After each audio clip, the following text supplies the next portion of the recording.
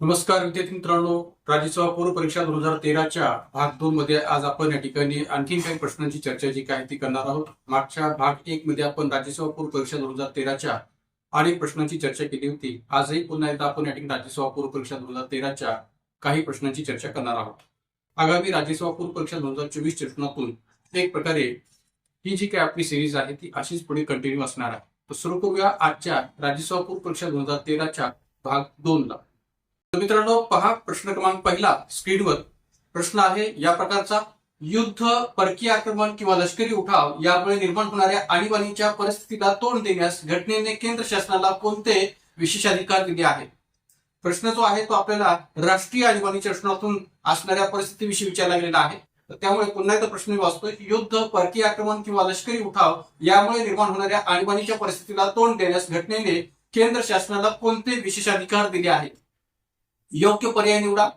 ए पर्याय: केंद्र आणि राज्य सरकारांमध्ये महसूल वाटपाच्या संदर्भात असलेल्या तरतुदीमध्ये केंद्र बदल करू शकते. बी पर्याय: राज्यांना त्यांचे कार्यकारी अधिकार वापरण्यासंदर्भात केंद्र शासन आदेश देऊ शकते. सी पर्याय: राज्य सूचीमध्ये अंतर्भूत कोणत्याही विषयावर संसद कायदा करू शकते. डी पर्याय: उच्च न्यायालयाचे न्यायाधीश तसेच राज्य सरकारच्या कर्मचाऱ्यांना पगारात कपात करण्याचे आदेश देऊ शकते. पर्याय उत्तर आहे ए सी डी. पर्याय क्रमांक 1 ए सी डी, पर्याय क्रमांक 2 ए बी डी, पर्याय क्रमांक 3 ए बी सी आणि पर्याय क्रमांक 4 बी सी डी. आता मित्रांनो आपल्याला हे लक्षात असेल, या पूर्ण प्रश्नाला पाहिल्यानंतर आपल्याला हे लक्षात येईल की हा प्रश्न कलम 352 घटनेचं जे कलम 352 आहे की ज्या माध्यमातून युद्ध, परकीय आक्रमण किंवा सशस्त्र बंड किंवा लष्करी उठाव यामुळे निर्माण होणारी जी काय राष्ट्रीय आणीबाणी असते किंवा आणीबाणीची परिस्थिती असते, तर त्या कालखंडात केंद्र सरकारला कोणते विशेषाधिकार प्राप्त होतात किंवा दिलेले आहेत घटनेने, या अनुषंगाने विचारलेला हा प्रश्न आहे. पण त्यामुळे या ठिकाणी या खालील पर्यायातून या परिस्थितीला अनुसरून कोणते पर्याय लागू पडतात याचा शोध आपल्याला इथं घ्यायचा आहे. तर या ठिकाणी पहिला जो पर्याय दिलेला आहे की केंद्र आणि राज्य सरकारांमध्ये महसूल वाटपाच्या संदर्भात असलेल्या तरतुदीमध्ये केंद्र बदल करू शकते, तर ऑब्व्हियसली या युद्ध, परकीय आक्रमण किंवा लष्करी उठाव यामुळे निर्माण होणाऱ्या आणीबाणीच्या परिस्थितीत केंद्र आणि राज्य सरकारांमध्ये महसूल वाटपाच्या संदर्भात असलेल्या तरतुदीमध्ये बदल करू शकते हे म्हणणं बरोबर आहे. का तर भारतीय राज्यघटनेच्या कलम 354 नुसार या ठिकाणी ही तरतूद जी काय आहे ती अगदी योग्य आहे, कलम 354 नुसार. त्यानंतर राज्यांना त्यांचे कार्यकारी अधिकार वापरण्यासंदर्भात केंद्र सरकार आदेश देऊ शकते, तर ही पण तरतूद या परिस्थितीचा विचार करता एकदम बरोबर आहे. कारण की भारतीय राज्यघटनेच्या कलम 353A या तरतुदीचा विचार करता राज्यांना त्यांचे कार्यकारी अधिकार वापरण्यासंदर्भात केंद्र शासन आदेश देऊ शकते हे म्हणणं याही परिस्थिती प्रश्नातून योग्य आहे. सी पर्याय: राज्य सूचीमध्ये अंतर्भूत कोणत्याही विषयावर संसद कायदा करू शकते. तर ऑब्व्हियसली या ठिकाणी या आणीबाणीच्या परिस्थितीमध्ये केंद्र सरकार राज्य सूचीमध्ये अंतर्भूत कोणत्याही विषयावर या ठिकाणी कायदा करू शकते, संसद कायदा करू शकते असं म्हणणं देखील बरोबर आहे कलम 353B मधील तरतुदीनुसार. त्यामुळे ए विधान जे आहे ते कलम 354 मधील तरतुदीनुसार योग्य आहे. बी विधान जे आहे ते कलम 353A नुसार योग्य आहे. आणि राज्य सूचीमध्ये अंतर्भूत कोणत्याही विषयावर संसद कायदा करू शकते हे विधान सुद्धा या ठिकाणी कलम 353B नुसार योग्य आहे.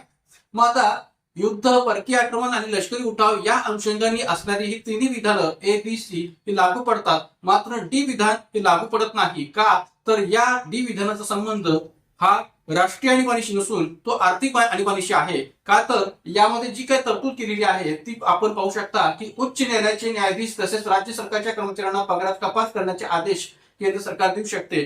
तर एक प्रकारे या ठिकाणी डी पर्यायाचा जो संबंध आहे तो एक प्रकारे आर्थिक आणीबाणीशी आहे, न की राष्ट्रीय आणीबाणीशी.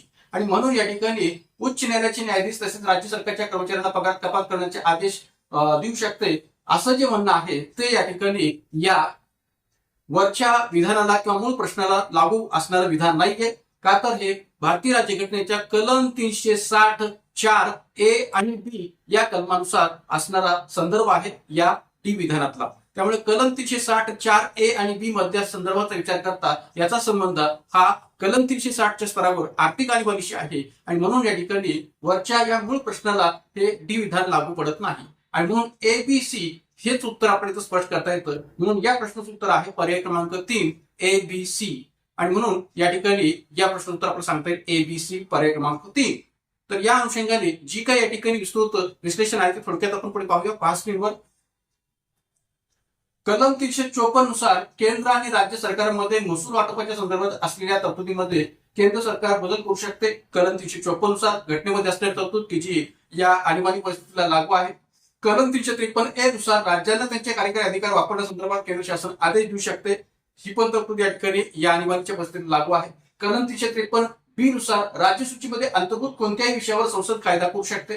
किंबहुना या तरतुदी संबंध केंद्र राज्य संबंधामध्ये केंद्र राज्य कायदेशीर संबंधामध्ये कलम 250 मध्ये पण आपल्याला पाहायला मिळतो की राष्ट्रीय आणीबाणी कालखंडामध्ये केंद्र सरकार राज्यातील विषयावर कायदा करू शकते. असा संदर्भ कलम 250 मध्ये देखील केंद्र राज्य कायदेशीर संबंधामध्ये आपल्याला पाहायला मिळतो. त्यानंतर या ठिकाणी आर्थिक आणीबाणी काळात केंद्र शासन कलम 364 ए व बी नुसार कलम 364 व ए व बी नुसार एखाद्या राज्याच्या कारभारासंबंधात सेवा करणाऱ्या सर्व किंवा कोणत्याही वर्गातील व्यक्तींच्या वेतन व भत्त्यात घट करण्याचा तसेच सर्वोच्च उच्च न्यायालयाच्या न्यायाधीशांसह संघ राज्याच्या कारभारासंबंधात सेवा करणाऱ्या सर्व किंवा कोणत्याही वर्गातील व्यक्तींच्या वेतन व भत्त्यात घट करण्याचा आदेश देऊ शकते.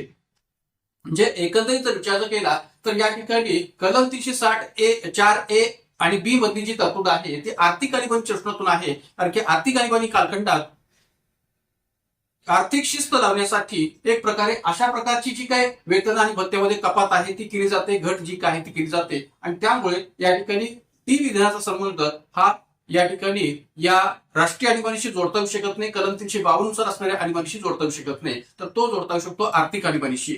आणि त्यामुळे या ठिकाणी या प्रश्नाचं सांगता येईल पर्याय क्रमांक 3 ए, बी आणि सी.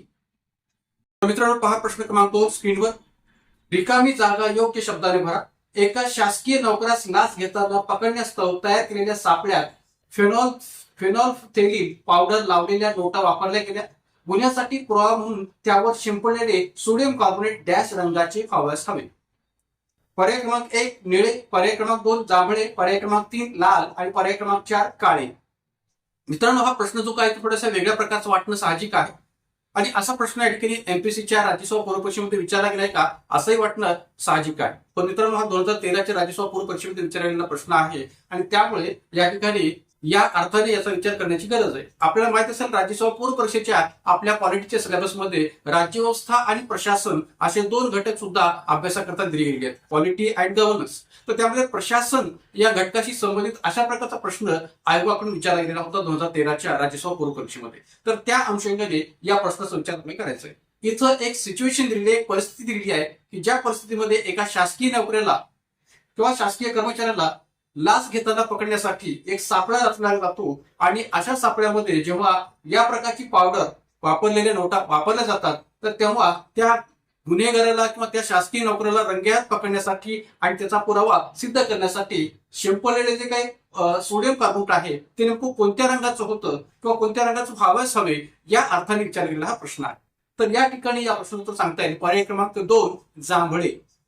जेव्हा एखाद्या शासकीय नोकराला किंवा कर्मचाऱ्याला अधिकाऱ्याला लाच घेताना पकडण्याची या ठिकाणी प्रोसेस होते अँटी करप्शन ब्युरो सारख्या यंत्रणेच्या माध्यमातून, तेव्हा जो काही त्याकरता सापळा रचला जातो तर त्या सापळ्यात या ठिकाणी तो नोकर किंवा तो अधिकारी कर्मचारी योग्य पद्धतीने पकडला जावा याकरता अशा फेनॉल्फथेलीन पावडरचा वापर केला जातो नोटांच्या बाबतीत. आणि अशा प्रकारच्या पावडरचा वापर केल्यानंतर त्या गुन्ह्याचा पुरावा सिद्ध व्हावा याकरता त्यावर शिंपलेले सोडियम कार्बोनेट हे जांभळ्या रंगाचं होणं अपेक्षित असतं.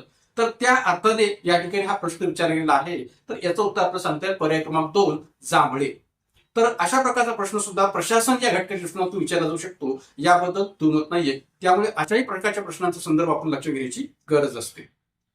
तर पहा मित्रांनो प्रश्न क्रमांक 3 स्क्रीनवर. भारतीय राज्यघटनेची वैशिष्ट्ये व जगातील इतर राज्यघटनेची उसनवारी यांच्या जोड्या लावा. योग्य पर्याय निवडा. यादी क्रमांक 1 वैशिष्ट्ये, यादी क्रमांक 2 स्त्रोत. ए राज्यपालांचे पद, बी न्यायाधीन पुनरावलोकन, सी राज्य धोरणाची मार्गदर्शक तत्वे, डी संसदीय राज्य पद्धती. आणि यादी क्रमांक 2 मध्ये स्त्रोत अंतर्गत आहेत पर्याय क्रमांक 1 भारत सरकार कायदा 1935, पर्याय क्रमांक 2 ब्रिटिश घटना, पर्याय क्रमांक 3 आयर्लंडची घटना, पर्याय क्रमांक 4 अमेरिकेची घटना. आणि जे काही खाली पर्याय उत्तर दिलेले आहेत त्यामध्ये ए, बी, सी, डी आणि त्यात पर्याय क्रमांक 1 आहे 1, 4, 3, 2, पर्याय क्रमांक 2 4, 3, 1, 2, पर्याय क्रमांक 3 3, 1, 4, 2 आणि पर्याय क्रमांक 4 1, 3, 4, 2. तर मित्रांनो, सरळ सरळ हा प्रश्न जो काय आहे तो भारतीय राज्यघटनेची वैशिष्ट्ये आणि इतर देशांकडून आपण जे स्त्रोत त्या दृष्टीने स्वीकारलेले आहेत त्या अनुषंगाने विचारलेला हा जोड्या लावाचा प्रश्न आहे. मित्रांनो, याच प्रकारचा प्रश्न पण थोड्याशा वेगळ्या पद्धतीने या आधी सुद्धा एकदा PSRच्या एक्झाम मध्ये विचारला होता की भारतीय राज्यघटनेच्या नवनिर्मिती क्षमतेचे पुरावे म्हणून खालीलपैकी कोणत्या पर्यायांचा विचार करता येऊ शकतो. प्रश्न काय विचारला होता मागे एकदा PSMS मध्ये की भारतीय राज्यघटनेच्या नवनिर्मिती क्षमतेचे पुरावे म्हणून खालील प्रकारच्या कोणत्या वैशिष्ट्यांचा विचार करता येऊ शकतो. आता इथं विचारला गेला जो प्रश्न होता तो एका वेगळ्या अर्थाने होता की भारतीय राज्यघटनेच्या नवनिर्मिती क्षमतेचे पुरावे म्हणून खालीलपैकी कोणत्या वैशिष्ट्यांचा विचार करता येऊ शकतो.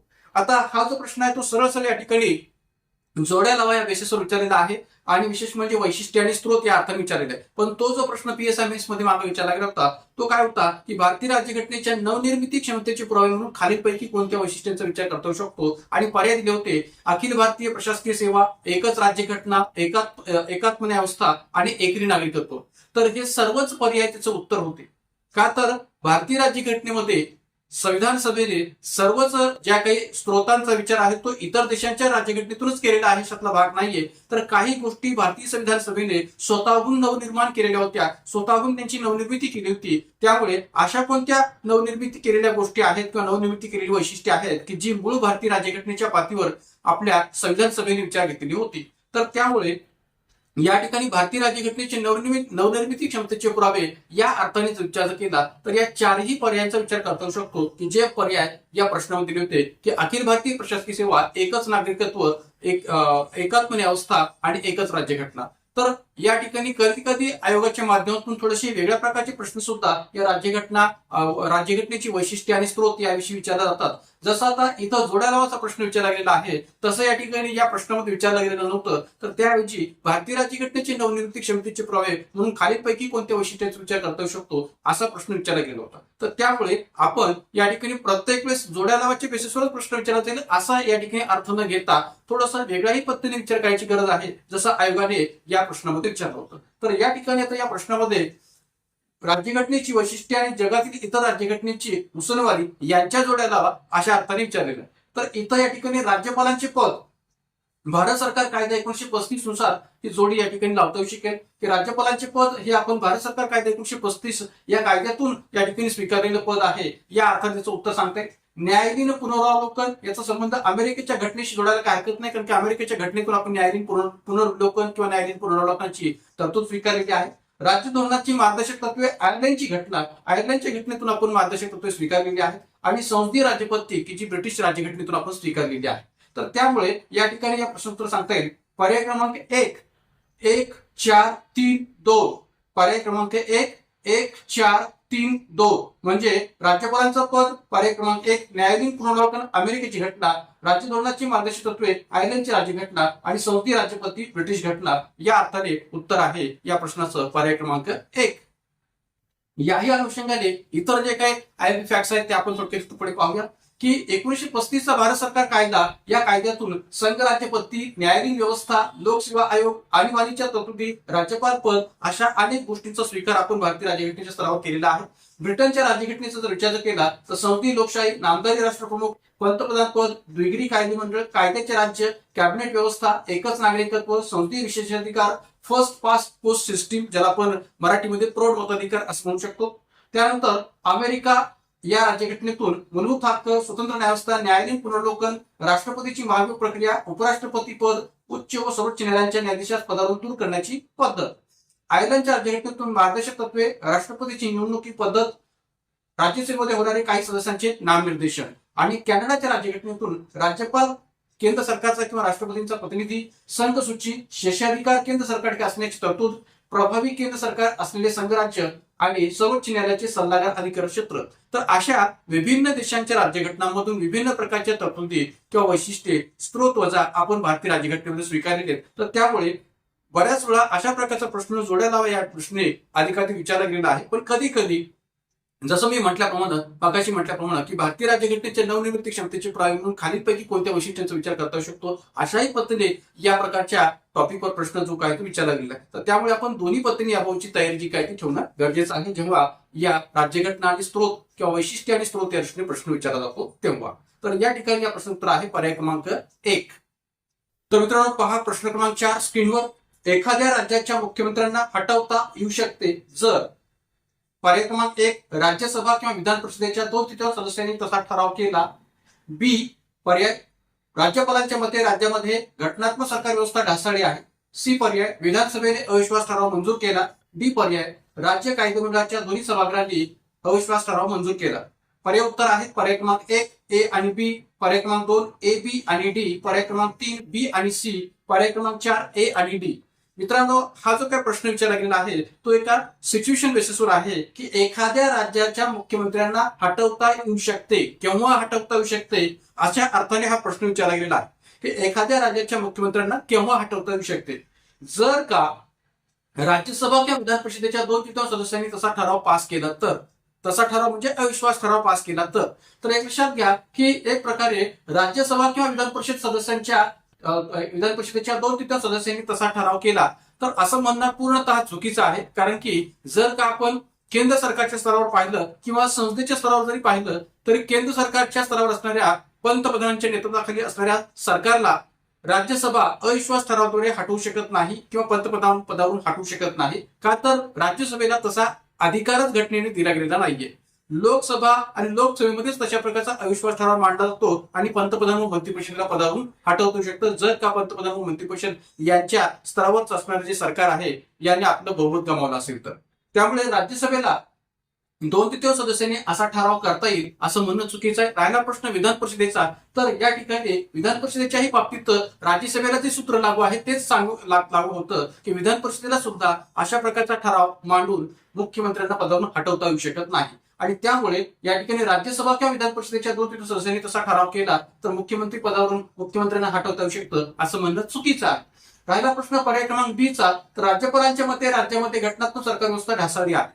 तर हे विधान या ठिकाणी लागू पडतं, मुख्यमंत्र्यांना पदावरून हटवता येऊ शकते या अर्थाने. का तर भारतीय राज्यघटनेच्या कलम 356 नुसार राज्यपालांना असा अधिकार आहे की जर का राज्यामध्ये घटनात्मक सरकार व्यवस्था ढासळली आहे असं या ठिकाणी राष्ट्रपतींना त्यांनी कळवलं आणि राष्ट्रपतींची तशी खात्री पटली की घटक राज्यातील कायदा व सुव्यवस्था किंवा घटक राज्यातील कारभार हा संविधानानुसार चालत नाहीये अशी जर त्यांची खात्री पटली तर कलम 356 भारतीय राज्यघटनेच्या कलम 356 नुसार राष्ट्रपती राजवट संबंधित घटक राज्यात या ठिकाणी लागू केली जाऊ शकते. जर का राज्यपालांच्या मते राज्यामध्ये घटनात्मक सरकार व्यवस्था ढासळली आहे असं राष्ट्रपतींना कळवल्यानंतर राष्ट्रपतींची तशी खात्री पटली असेल तर त्यामुळे बी पर्याय जो काय आहे तो या प्रश्नाच्या अनुषंगाने लागू होतो. त्यानंतर सी पर्याय की विधानसभेने अविश्वास ठराव मंजूर केला तर मुख्यमंत्र्यांना पदावरून हटवता येऊ शकतं का, तर निश्चितपणाने. कारण की विधानसभेला मुख्यमंत्री आणि मंत्रिपरिषद यांच्या स्तरावर असणारं हे जे काही सरकार असतं ते अविश्वास ठरावाने हटवता येऊ शकतं, अविश्वास ठराव मंजूर करून ते हटवता येऊ शकतं. आणि त्यामुळे सी पर्याय बरोबर आहे की विधानसभेने अविश्वास ठराव मंजूर केला तर एखाद्या मुख्यमंत्र्याला हटवता येऊ शकते. राहिला प्रश्न डी पर्यायचा की राज्य कायदेमंडळाच्या दोन्ही सभागृहांनी अविश्वास ठराव मंजूर केला तर मित्रांनो मी मगाशी म्हटल्याप्रमाणे की विधान परिषदेला असा अधिकार नाहीये की ते अविश्वास ठराव या मुख्यमंत्र्यांच्या विरोधात मांडू शकतील आणि मंजूर करू शकतील. त्यामुळे विधान परिषदेला जर अविश्वास ठराव मांडण्याचा आणि मंजूर करण्याचा अधिकार नसेल तर दोन्ही सभागृहांनी राज्य कायदेमंडळाच्या किंवा राज्य विधिमंडळाच्या दोन्ही सभागृहांनी अविश्वास ठराव मंजूर केल्यानंतर मुख्यमंत्री पदाला हटवता येऊ शकतं असं म्हणणं चुकीचं आहे. आणि म्हणून या ठिकाणी या प्रश्नाच्या अनुषंगाने दोनच पर्याय लागू पडतात ते म्हणजे बी आणि सी. आणि म्हणून या प्रश्नाचं उत्तर आपलं सांगता येईल पर्याय क्रमांक 3 बी आणि सी. तर या प्रश्नाचं उत्तर आहे पर्याय क्रमांक 3 बी आणि सी. या प्रश्नाच्या अनुषंगाने थोडंसं विश्लेषण पुढे पाहूया. पाच स्क्रीनवर राज्यसभा किंवा विधान परिषदेच्या नव्हे तर विधानसभेच्या सदस्यांनी अविश्वास ठराव मंजूर केला तरच या ठिकाणी मुख्यमंत्र्याला पदावरून हटवता येऊ शकतं. राज्यपालांच्या मते राज्यामध्ये घटनात्मक सरकार व्यवस्था ढासळली आहे आणि कलम 356 नुसार राष्ट्रपतींची तशी खात्री होईल की एखाद्या राज्याचा कारभार संविधानानुसार चालवला जात नाही तेव्हाच मुख्यमंत्री पदावरून हटवता येऊ शकतं. म्हणजे कलम 356 मध्ये जी तरतूद आहे ती दोन दृष्टिकोनातून आहे की राज्यपालांच्या मते राज्यामध्ये घटनात्मक सरकार व्यवस्था ढासळली आहे हे तर असणं अपेक्षितच आहे, पण त्याबरोबर या ठिकाणी राष्ट्रपतींची सुद्धा तशी खात्री पटणं अपेक्षित आहे. जर का राष्ट्रपतींची तशी खात्री होईल की एखाद्या राज्याचा राज्यकारभार हा संविधानानुसार चालवला जात नाहीये तेव्हाच मग संबंधित मुख्यमंत्र्यांना पदावरून हटवता येऊ शकतं. राहिला प्रश्न तिसऱ्या विधानाचा, तर या ठिकाणी राज्य कायदेमंडळाच्या दोन्ही सभागृहांनी नव्हे तर केवळ विधानसभेने अविश्वास ठराव मंजूर केला तरच मुख्यमंत्री पदावरून हटवता येऊ शकतं. त्यामुळे राज्य कायदेमंडळाच्या दोन्ही सभागृहांनी अविश्वास ठराव मंजूर करण्याचा प्रश्नच येत नाही. केवळ विधानसभेने तो ठराव मंजूर करणं अपेक्षित आहे आणि विधानसभेने जर अविश्वास ठराव मंजूर केला तरच मुख्यमंत्री पदावरून हटवता येऊ शकतं. तर त्यामुळे या अनुषंगाने या प्रश्नाचं उत्तर आहे पर्याय क्रमांक 3. पहा प्रश्न क्रमांक 5 स्क्रीनवर. 73व्या घटनावलीनुसार पंचायती संस्थांच्या रचनेबद्दलच्या कोणत्या तरतुदी राज्य सरकारांसाठी ऐच्छिक आहेत? ए पर्याय 2 आणि त्रिस्तरीय रचना, बी पर्याय निश्चित कार्यकाळ, सी पर्याय ग्रामसभेची भूमिका आणि व्याप्ती, डी पर्याय जिल्हा नियोजन समिती. पर्याय उत्तर आहे पर्याय क्रमांक 1 सी आणि डी, पर्याय क्रमांक 2 ए आणि बी, पर्याय क्रमांक 3 बी आणि डी, पर्याय क्रमांक 4 ए आणि सी. तर मित्रांनो आता एक लक्षात घ्या की या ठिकाणी हा जो प्रश्न विचारला गेला आहे तो 73व्या घटनावलीच्या प्रश्नातून राज्य सरकारांसाठी कोणत्या तरतुदी या अनिवार्य आहेत आणि कोणत्या तरतुदी ऐच्छिक आहेत या अर्थाने विचारला गेलेला आहे. कारण की प्रश्नामध्ये जर आपण विचार केला तर काय म्हटलेलं आहे की 73व्या घटनावलीनुसार पंचायती संस्थांच्या रचनेबद्दलच्या कोणत्या तरतुदी राज्य सरकारांसाठी ऐच्छिक आहेत. कारण की जेव्हा केव्हा आपल्याकडे 73वी घटनावली 1992-93च्या अंतर्गत लागू झाली ती तेव्हा अनेक भारतातल्या घटक राज्यांच्या राज्य सरकारांसाठी पंचायत राज संस्थांच्या रचनेबद्दलच्या अनेक तरतुदी या ठिकाणी अनिवार्यही केलेल्या होत्या आणि काही तरतुदी ऐच्छिकही केलेल्या होत्या. तर अशा कोणत्या तरतुदी आहेत की ज्यांचं बंधन राज्य सरकारवर असणार नाही का, तर त्या तरतुदी ऐच्छिक आहेत. तर यामुळे या ठिकाणी आपला ऐच्छिक तरतुदी कोणत्या आहेत यालाच फक्त या ठिकाणी विचारात घ्यायचं आहे आणि ते शोधायचे आहे. तर आता पर्याय क्रमांक ए मध्ये दिलेली जी तरतूद आहे 2 आणि त्रिस्तरीय रचना, तर ही अनिवार्य तरतूद आहे, ती ऐच्छिक नाहीये, ती अनिवार्य तरतूद आहे. कारण की भारतीय राज्यघटनेच्या कलम 243 बी चा जर आपण विचार केला तर पंचायतीचं जी काही स्थापना आहे ती करण्याबाबतची तरतूद या ठिकाणी केलेली आहे. पंचायतीच्या गठनाबाबतची तरतूद जी काय केली गेलेली आहे, तर पंचायतीच्या गठनाची तरतुदीचा विचार करता भारताच्या प्रत्येक घटक राज्यामध्ये या ठिकाणी त्रिस्तरीय पंचायत व्यवस्था स्थापन केली जावी. ग्रामस्तरावर ग्रामपंचायत, पंचायत तालुका स्तरावर पंचायत समिती आणि जिल्हा स्तरावर जिल्हा परिषद असावी असं या ठिकाणी कलम 243 बी मधल्या तरतुदीनुसार आपल्याला स्पष्ट करता येऊ शकेल. पण त्याचबरोबर कलम 243 बी 2 मध्ये एक अपवाद पण आपल्याला पाहायला मिळतो, तो या प्रकारचा की ज्या घटक राज्यांच्या पातळीवर 20 लाखांपेक्षा कमी लोकसंख्या आहे, मी काय म्हणतोय की ज्या घटक राज्यांच्या पातळीवर 20 लाखांपेक्षा कमी लोकसंख्या आहे अशा एखाद्या राज्यात मधल्या पातळीवरची जी काही पंचायत आहे ती स्थापन करण्याचं बंधन असणार नाही किंवा मधल्या पातळीवरची जी काही पंचायत आहे ती घटित करण्यात येणार नाही असं या ठिकाणी म्हटलं गेलेलं आहे. म्हणजे ज्या घटक राज्याची लोकसंख्या 20 लाखापेक्षा कमी आहे अशा एखाद्या राज्यात मधल्या पातळीवरील जी काही पंचायत संस्था आहे ती स्थापन करण्याचं बंधन असणार नाही किंवा ती पंचायती घटित करण्यात येणार नाहीत. म्हणजे अशा एखाद्या राज्यात त्रिस्तरीय व्यवस्थेचं बंधन असणार नाहीये किंवा त्रिस्तरीय पंचायत व्यवस्थेचं बंधन असणार नाही असं या ठिकाणी म्हटलं गेलेलं आहे. तर त्यामुळे ए पर्याय जो आहे की 2 आणि त्रिस्तरीय रचना ही अनिवार्य तरतूद आहे. बी पर्याय निश्चित कार्यकाळ, तर ऑब्व्हियसली निश्चित कार्यकाळ ही पण तरतूद या ठिकाणी अनिवार्य तरतुदीमध्ये मोडणारी तरतूद आहे. का तर भारतातल्या प्रत्येक पंचायत व्यवस्थेचा जो काही कार्यकाळ आहे तो 5 वर्षांचा या 73व्या घटनेनुसार निश्चित करण्यात आलेला आहे आणि तो निश्चित कार्यकाळ म्हणून या ठिकाणी मान्य केलेला आहे कलम 243 ई नुसार. म्हणजे भारतीय राज्यघटनेच्या कलम 243 ई नुसार संबंध भारतातल्या पंचायत संस्थांचा कार्यकाळ हा 5 वर्षांचा मान्य केलेला आहे निश्चित कार्यकाळ या नात्याने. त्यामुळे ए आणि बी या दोन्ही तरतुदी अनिवार्य तरतुदीमध्ये मोडतात. राहिला प्रश्न सी आणि डी मधल्या तरतुदीचा, तर ग्रामसभेची भूमिका व व्याप्ती आणि जिल्हा नियोजन समिती या राज्य सरकारांसाठी ऐच्छिक तरतुदी म्हणून विचार घेतल्या जाऊ शकतात. कारण की राज्य सरकारांसाठी या दोन्ही तरतुदींच्या रचनातून बंधन आहे अशातला भाग नाहीये. त्यामुळे राज्य सरकारांसाठी सी आणि डी मध्ये या दोन्ही तरतुदी ज्या आहेत त्या ऐच्छिक आहेत. तर त्यामुळे या ठिकाणी या प्रश्नाचं उत्तर आपल्याला सांगता येईल पर्याय क्रमांक 1 सी आणि डी. का तर ग्रामसभेची भूमिका आणि व्याप्ती आणि जिल्हा नियोजन समिती या दोन्ही तरतुदी या 73 घटनानुसार राज्य सरकारांसाठी ऐच्छिक म्हणून निश्चित केल्या गेलेल्या होत्या. म्हणून उत्तर आहे पर्याय क्रमांक 1 सी आणि डी. अधिक विस्ताराने माहिती पुढे आपण थोडक्यात पाहूया.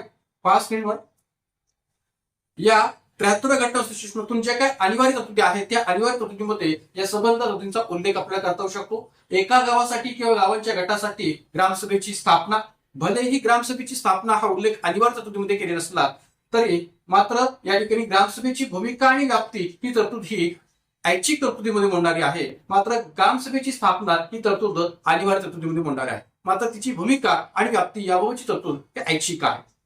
परत जो काही दुसरा जो उल्लेख आहे तो या प्रकारचा अनिवार्य तरतुदीमध्ये ग्राम गट जिल्हा स्तरावर पंचायतीची स्थापना ही कलम 243 बी नुसार केली जाईल आणि मात्र कलम 243 बी 2 नुसार 20 लाखांपेक्षा कमी लोकसंख्या असेल अशा एखाद्या राज्यात मधल्या पातळीवर पंचायती गठीत करण्यात येणार नाही. म्हणजेच अशा एखाद्या राज्यात त्रिस्तरीय व्यवस्थेचे बंधन असणार नाही. जसं मी मगाशी म्हटल्याप्रमाणे की कलम 243 बी 2 नुसार ज्या घटक राज्याची लोकसंख्या ही 20 लाखांपेक्षा कमी आहे अशा एखाद्या राज्यात मधल्या पातळीवर पंचायती गठीत करण्यात येणार नाही. मधल्या पातळीवर पंचायती गठीत करण्यात येणार म्हणजे कोणती पंचायत, तर पंचायत समिती किंवा तालुका स्तरावरची किंवा गट स्तरावरची असणारी ही पंचायत संस्था आहे, पंचायत समिती ही गठीत करण्यात येणार नाही. या अर्थाने हा उल्लेख आहे. आणि म्हणून अशा एखाद्या राज्यात त्रिस्तरीय व्यवस्थेचं बंधन असणार नाही की ज्या घटक राज्याची लोकसंख्या 20 लाखांपेक्षा कमी असेल. तिसरी तरतूद, तिन्ही स्तरावरील पंचायतीमधील जागांसाठी प्रत्यक्ष निवडणुका घेतली थेट जनतेतून या पंचायतमधील असणाऱ्या सदस्यांची जी काही निवड आहे ती केली जाईल, प्रत्यक्ष निवडणुका. चौथी तरतूद, गट व जिल्हा स्तरावरील पंचायतीच्या अध्यक्षपदासाठी अप्रत्यक्ष निवडणूक. म्हणजे आता पहा की आपल्याकडे महाराष्ट्रामध्ये सरपंचांची जी काही निवडणूक आहे, ग्रामपंचायतीच्या सरपंचांची जी निवडणूक आहे ती सुरुवातीला अप्रत्यक्ष पद्धतीने होत होती. मात्र देवेंद्र फडणवीस सरकारच्या कालखंडात थेट जनतेतून सरपंचाची निवड याबाबतचा निर्णय घेतला गेला. मग पुढे या ठिकाणी महाविकास आघाडी सरकारच्या कालखंडामध्ये या ठिकाणी तो रद्द केला गेला. पुन्हा रिपीट अगेन एकनाथ शिंदे सरकारने सरपंचाची थेट जनतेतून निवडीचा निर्णय जो काय तो लागू केलेला आहे. मग या ठिकाणी सरपंच पद वगळता किंवा ग्राम स्तरावरील ग्रामपंचायतीचं सरपंच पद वगळता गट व जिल्हा स्तरावरील पंचायतींच्या अध्यक्षपदासाठी अप्रत्यक्ष निवडणुका आजही महाराष्ट्रामध्ये होतात. म्हणजे डायरेक्ट जनतेतून या दोन्ही पंचायत संस्थांच्या अध्यक्षपदाची किंवा सभापती पदाची निवडणूक होते का, तर होत नाही. तर ती या ठिकाणी अप्रत्यक्ष पद्धतीनेच होते हे म्हणणं इथं आपल्याला लागू करता येऊ शकेल. तर गट व जिल्हा स्तरावरील पंचायतींच्या अध्यक्षपदासाठी अप्रत्यक्ष निवडणूक. पंचायतींच्या निवडणुकीस उभे राहण्यासाठी किमान वय 21 वर्ष आज आपल्याकडे ते लागू आहे. तिन्ही स्तरावरील पंचायतीमध्ये अनुसूचित जाती, अनुसूचित जमातींसाठी आणि महिलांसाठी आरक्षण. तर विशेष म्हणजे आपल्याकडे या ठिकाणी 24 मार्च 2011 पासून महाराष्ट्रामध्ये महिलांसाठी पंचायत संस्थांच्या पातळीवर किंवा स्थानिक स्वराज्य संस्थांच्या पातळीवर 50% आरक्षणाची मर्यादा ही ठेवली गेलेली आहे की जी 73 घटनास्थळी 1/3 ठेवली होती. त्यानंतर राज्य निवडणूक आयोगाची स्थापना पंचायत संस्थांच्या निवडणुका घेणे म्हणजे एक प्रकारे महाराष्ट्रातल्या संबंध किंवा भारतातल्या प्रत्येक घटकातल्या ज्या काही पंचायत संस्थांच्या निवडणुका आहेत त्या निष्पक्ष वातावरणात, स्वतंत्र वातावरणात व्हाव्यात आणि वेळोवेळी व्हाव्यात किंवा वेळेवर व्हाव्यात या हेतूने राज्य निवडणूक आयोगाची स्थापना याबाबतची तरतूद आपल्याला पाहायला मिळते की जी अनिवार्य तरतुदी मोठी. राज्य वित्त आयोगाची स्थापना की जेणेकरून पंचायत संस्थांच्या आर्थिक स्थितीला योग्य पद्धतीने हाताळता यावं, आर्थिक सक्षम त्यांना करता यावं या हेतूने राज्य वित्त आयोगाची स्थापना याही बाबतची तरतूद अनिवार्य केलेली आहे. आणि तिन्ही स्तरावर पंचायतीचा कार्यकाळ 5 वर्ष असेल. मुदतपूर्व विसर्जन झाल्यास 6 महिन्याच्या आत निवडणुका घेणं हे बंधनकारक असेल. तर ही कार्यकालाची तरतूद सुद्धा निश्चित कार्यकाळाच्या पातळीवर सर्वत्र या ठिकाणी अनिवार्य आहे. ऐच्छिक तरतुदीचा जर विचार केला तर ऐच्छिक तरतुदीमध्ये या सर्व तरतुदींचा संदर्भ येत आहे. खासदार व आमदार यांना त्यांच्या मतदारसंघातील पंचायतीमध्ये प्रतिनिधित्व देणे. म्हणजे प्रत्येक पंचायत संस्थेमध्ये खासदार व आमदारांना या ठिकाणी प्रतिनिधित्व दिलंच पाहिजे असं काही बंधन असणार नाही. कोणत्याही स्तरावर पंचायतीमध्ये इतर मागासवर्गीयांसाठी म्हणजेच ओबीसीसाठी सदस्य तसेच अध्यक्षपदासाठी जागा आरक्षित करणे. म्हणजे ओबीसी आरक्षणाबाबतची तरतूद जी आहे ती अनिवार्यमध्ये मोडत नाही तर ती ऐच्छिक मध्ये मोडते की या ठिकाणी 73 घटनांनुसार असं म्हटलं गेलेलं आहे की राज्य सरकारने किंवा राज्य विधिमंडळाने कायदा करून त्याबाबतचा निर्णय घ्यावा. त्यामुळे कोणत्याही स्तरावर पंचायतीमध्ये इतर मागासवर्गीयांसाठी सदस्य तसेच अध्यक्षपदासाठी जागा आरक्षित करणे ही ऐच्छिक तरतूद आहे. पंचायतींना स्वराज्य संस्था म्हणून काम करणे शक्य व्हावे या दृष्टीने त्यांना आवश्यक असतील असे अधिकार व प्राधिकार प्रदान करणे म्हणजे थोडक्यात त्यांना स्वायत्ता देणे ही पण तरतूद या ठिकाणी ऐच्छिक तरतुदीमध्ये मोडते. आर्थिक विकास व सामाजिक न्यायाच्या योजना आणि 11व्या परिशिष्टातील 29 विषयांपैकी सर्व किंवा काही विषयांशी संबंधित योजनांची अंमलबजावणी करणे यासाठी अधिकार व जबाबदारी बहाल करणे. म्हणजे भलेही 11व्या परिशिष्ट आणि 11व्या परिशिष्टामध्ये 29 विषय दिलेले असले तरी या विषयांशी संबंधित योजनांची अंमलबजावणी करणे आणि यासाठी अधिकार व जबाबदारी बहाल करणे याही बाबतचा संदर्भ हा ऐच्छिक दृष्टिकोनातून विचार घेतला गेलेला आहे. पंचायतींना वित्तीय अधिकार मग कर, शुल्क, पथकर आणि फी आकारणे, वसूल करणे व विनियोजित करणे याबाबतचे अधिकार प्रदान करणे याही दृष्टिकोनातून असणारा संदर्भ जो काय आहे तो ऐच्छिक आहे. ग्रामसभेची भूमिका आणि व्याप्ती याही बाबतचा संदर्भ जो काय आहे तो ऐच्छिक आहे. आणि जिल्हा नियोजन समिती की जी राज्य विधिमंडळाकडून कायदेद्वारे विचार घेतली जाऊ शकते, स्थापन केली जाऊ शकते, निर्माण केली जाऊ शकते तर त्याही बाबतची तरतूद जी काय आहे ती ऐच्छिक तरतुदीमध्ये मोडते. तर मित्रांनो या पद्धतीने अशा या ज्या काही संबंध तरतुदी आहेत की ज्या 73 घटनांनुसार अनिवार्य आणि ऐच्छिक मध्ये या ठिकाणी आपल्याला स्पष्ट करता येऊ शकतात. तर या अनुषंगाने प्रश्न उत्तर आहे पर्याय क्रमांक 1.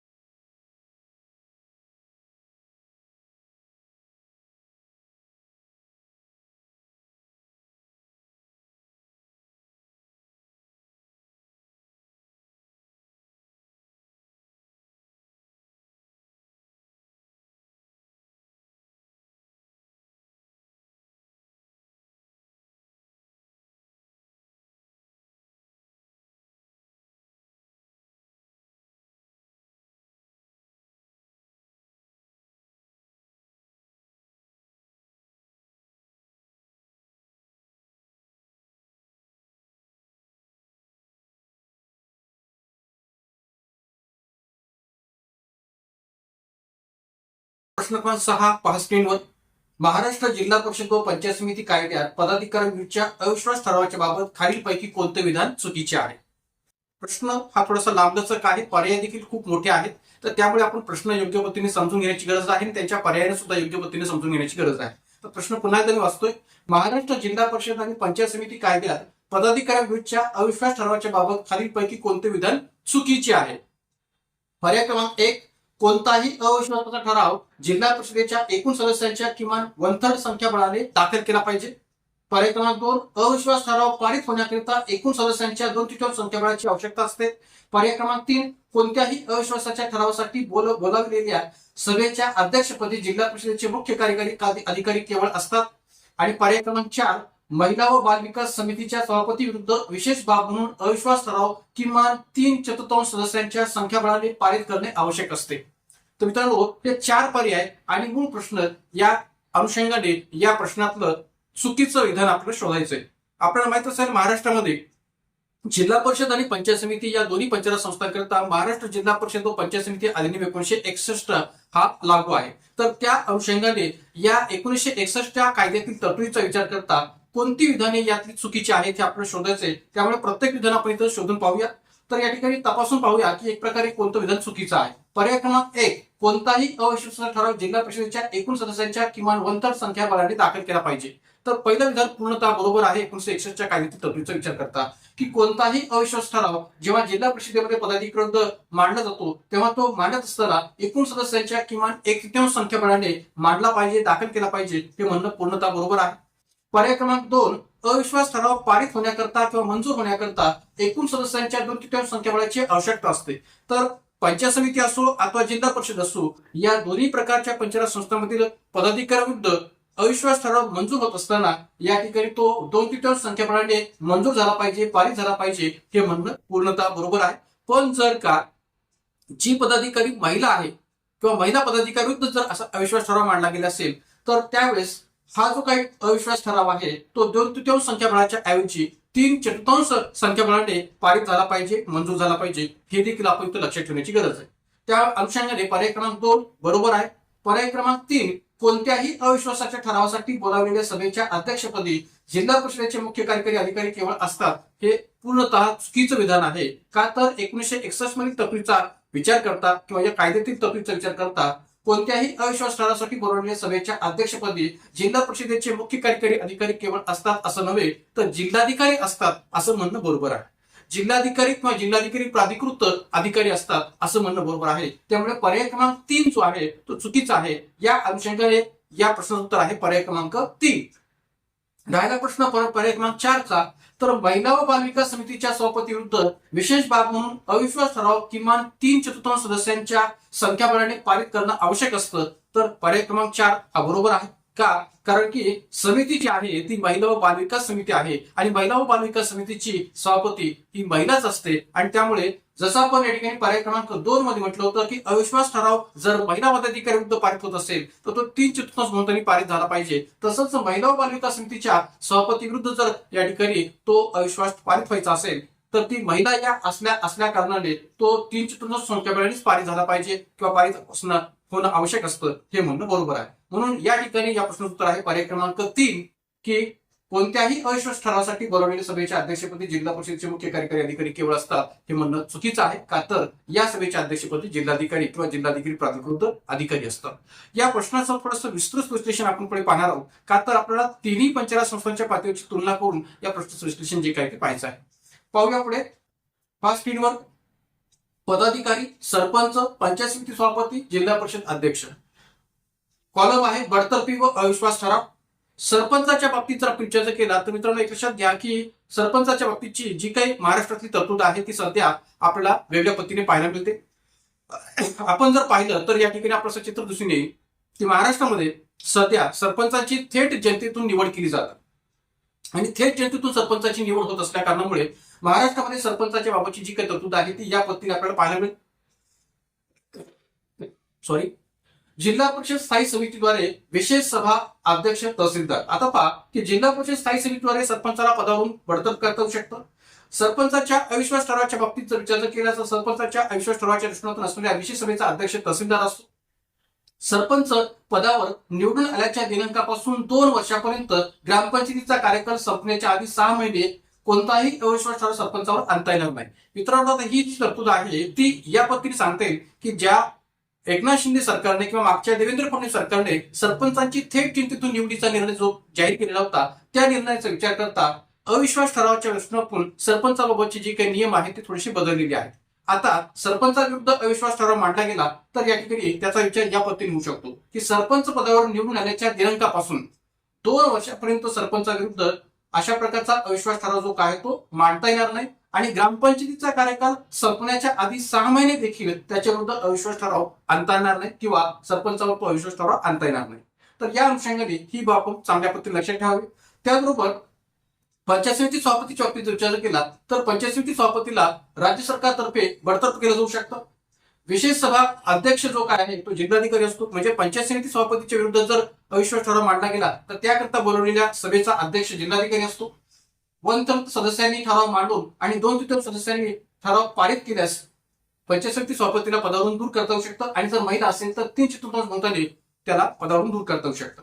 निवडीपासून 6 महिन्यापर्यंत अविश्वास ठराव मांडता येत नाही. म्हणजे पंचायत समितीच्या सभापतीच्या निवडीपासून 6 महिन्यापर्यंत अविश्वास ठराव मांडता येत नाही आणि जर का ठराव फेटाळला गेला तर पुन्हा तो 1 वर्ष मांडता येत नाही. म्हणजे जर का ठराव तो फेटाळला गेला तर तो पुन्हा 1 वर्ष मांडता येत नाही. जिल्हा परिषद अध्यक्षाच्या बाबतीत विचार केला तर बडतर्फ आणि अविश्वास ठरावाबाबतची तरतूद या पद्धतीने सांगते की राज्य सरकारतर्फे जिल्हा परिषद अध्यक्षाला बडतर्फ केलं जाऊ शकतं. या जिल्हा परिषद अध्यक्षाच्या बाबत अविश्वास ठराव मांडला गेल्यास त्याच्या सभेच्या अध्यक्षपदी जिल्हाधिकारी असतात. 1/3 सदस्यांनी ठराव मांडणं अपेक्षित आहे. 2/3 सदस्यांनी ठराव पारित केला पाहिजे आणि जर महिला असेल तर 3/4 मतांनी तो ठराव मंजूर झाला पाहिजे. निवडीपासून 6 महिन्यापर्यंत अविश्वास ठराव मांडता येत नाही आणि तसंच ठराव फेटाळला गेल्यास पुन्हा तो 1 वर्षापर्यंत मांडता येत नाही. म्हणजे जी तरतूद पंचायत समिती सभापतीच्या दृष्टीतून आहे तीच तरतूद जिल्हा परिषद अध्यक्षाच्या बाबतीत सुद्धा सांगता येऊ शकेल. तर या अर्थाने सरपंच, पंचायत समिती सभापती आणि जिल्हा परिषद अध्यक्ष यांच्या दृष्टीने बडतर्फ व अविश्वास ठरावाच्या बाबतच्या तरतुदीचा संदर्भ सांगता येऊ शकेल. पण आणखी एक बाब आपण इथं पाहणार आहोत की जी या ठिकाणी सध्याच्या दृष्टीने महत्वाची आहे ती कोणती, तर सरपंचाच्या अविश्वास ठरावाबाबतची जी काही प्रोसेस आहे ती नेमकी कशा पद्धतीने विचार घेतली जाते. तर एक लक्षात घ्या की मागाशी मी म्हटल्याप्रमाणे की सरपंचाच्या बाबत पदावरून निवडून आल्याच्या दिनांकापासून 2 वर्षापर्यंत आणि ग्रामपंचायतीचा कार्यकाल संपण्याच्या आधी 6 महिने अविश्वास ठराव आणता येणार नाही. पण त्याचबरोबर आणखीन पण आपल्याला हे माहिती असलं पाहिजे की या दरम्यानच्या काळात म्हणजेच पहिले 2 वर्ष संपल्यानंतर अविश्वास ठराव मांडला गेला आणि जर तो फेटाळला गेला तर पुढील 2 वर्ष तो मांडता येणार नाही. पहिले 2 वर्ष संपल्यानंतर अविश्वास ठराव मांडला गेला आणि फेटाळला गेला तर पुढील 2 वर्ष तो मांडता येणार नाही आणि शेवटच्या 6 महिन्यात पण तो मांडता येणार नाही असे आपण इथं सांगू शकतो. तर या ठिकाणी ही तरतूद आपण लक्षात ठेवा. अविश्वास ठराव 2/3 सदस्यांच्या पाठिंब्याशिवाय मांडता येणार नाही. कारण की सरपंचाच्या विरोधात अविश्वास ठराव मांडण्याबाबतची जी काही तरतूद होती ती अगोदर 1/3 होती. मात्र आता नवीन बदलानुसार अविश्वास ठराव हा 2/3 सदस्यांच्या पाठिंब्याशिवाय मांडता येणार नाही हे या ठिकाणी मान्य केलेलं आहे. अविश्वास ठराव मंजूर होण्याची मर्यादा पूर्वी पुरुष सरपंचासाठी 2/3 बहुमताने तर महिला सरपंचासाठी 3/4 बहुमताने होती. म्हणजे एक प्रकारे अविश्वास ठराव मांडण्याची किंवा मंजूर होण्याची जी काही पद्धती आहे ती पूर्वी पुरुष सरपंचासाठी 2/3 होती आणि महिला सरपंचासाठी 3/4 बहुमताने अशी होती. मात्र आता नवीन बदलानुसार सर्वच सरपंचांसाठी म्हणजे पुरुष असो किंवा महिला असो सर्वच सरपंचांसाठी ग्रामपंचायत सदस्यांच्या बैठकीत हा जो काही अविश्वास ठराव आहे तो 3/4 बहुमताने सरपंचावर अविश्वास ठराव मंजूर होणं गरजेचं आहे, आवश्यक आहे. म्हणजे नवीन बदलानुसार सर्व सरपंचांसाठी 3/4 बहुमताच्या मंजुरीची आवश्यकता आहे हे तर मान्य करायला काही हरकत नाही. हा अविश्वास ठराव ग्रामपंचायत सदस्यांच्या बैठकीत मंजूर झाल्यानंतर याबाबतचा अहवाल जिल्हाधिकाऱ्यांना कळविला जाणार. का कळविला जाणार? कारण की या सरपंचाची थेट जनतेतून निवड झालेली असल्यामुळे या ठिकाणी याच्या विरुद्धच्या अविश्वास ठरावाबाबतचा विचार पुन्हा जनतेतून होणं अपेक्षित आहे. त्यामुळे हा अविश्वास ठराव ग्रामपंचायत सदस्याच्या बैठकीत मंजूर झाल्यानंतर याबाबतचा अहवाल जिल्हाधिकाऱ्यांना कळविला जाणार आणि मग पुढची प्रोसेस काय होणार तर त्यानंतर जिल्हाधिकाऱ्यांनी नियुक्त केलेल्या अधिकाऱ्यामार्फत विशेष ग्रामसभेचे गावात आयोजन केले जाणार. विशेष ग्रामसभेचं गावात आयोजन केलं जाणार आणि हा अधिकारी जो जिल्हाधिकाऱ्यांनी नियुक्त केलेला आहे हा अधिकारी गावात जाऊन त्यांच्या अध्यक्षतेखाली विशेष ग्रामसभेसमोर म्हणजे त्या अधिकाऱ्याच्या अध्यक्षतेखाली विशेष ग्रामसभेसमोर शिरगंतीद्वारे साध्या बहुमताने हजार ग्रामस्थांचे गुप्त मतदान घेणार आणि या प्रक्रियेत जर का अविश्वास ठराव संमत झाला तरच सरपंचावरील अविश्वास ठराव मंजूर होण्यामुळे त्याची पद जाणार आहे. म्हणजे मित्रांनो एक लक्षात घ्या की सुरुवातीला तो सदस्यांच्या माध्यमातून अविश्वास ठराव मंजूर होणं गरजेचं आहे. ग्रामपंचायत सदस्यांच्या माध्यमातून तो अविश्वास ठराव मंजूर होणं गरजेचं आहे आणि त्याबरोबर पुढे तो गावातल्या ग्रामसभेसमोर सुद्धा या ठिकाणी गुप्त मतदानाने तो अविश्वास ठराव संमत होणं गरजेचं आहे. तरच या ठिकाणी सरपंचावरील अविश्वास ठराव मंजूर होण्यामुळे त्याचं पद जाऊ शकतं किंवा जाणार आहे. तर त्यामुळे हा जो काही संपूर्ण नवीन बदल आहे तो थेट जनतेतून सरपंचाची निवड होत असल्यामुळे केला गेलेला आहे सरपंचाच्या अविश्वास ठरावाच्या प्रक्रियेच्या बाबतीत. तर त्यामुळे ही पण बाब आपण चांगल्या पद्धतीने लक्षात ठेवण्याची गरज आहे या प्रश्नाच्या अनुषंगाने. त्यामुळे या ठिकाणी या प्रश्नाचं उत्तर आपल्याला सांगता येईल पर्याय क्रमांक 3. तर मित्रांनो आपल्या राज्यसभा पूर्व परीक्षा 2024 सेशनातून असणारी राज्यसभा पूर्व परीक्षेची ही जी काही PYQ सिरीज आहे ती आपली अशीच पुढे कंटिन्यू असणार आहे. आजच्या या भागामध्ये आपण राज्यसभा पूर्व परीक्षा 2013 सेशनातून असणाऱ्या भाग 2 ची चर्चा या ठिकाणी घडून आणली होती. भाग 3 मध्ये पण अशाच अनेक प्रकारच्या प्रश्नांची चर्चा आपण घडून आणणार आहोत आणि त्यापुढे राज्यसभा पूर्व परीक्षा 2014-15 अशाच पद्धतीने 2023 पर्यंतच्या अनेक प्रकारच्या PYQ सिरीजची जी काही सिरीज आहे ती आपली पुढे कंटिन्यू असणार आहे. तर आपल्या या युट्यूब चॅनलला या संबंध माहितीच्या अनुषंगाने IMP फॅक्ट्सला प्राप्त करण्याच्या दृष्टीकोनातून अधिकाधिक संख्येने सबस्क्राईब करा, लाईक करा, शेअर करा. या ठिकाणी आजच्या या व्हिडिओमध्ये आपण इथे थांबूयात. धन्यवाद.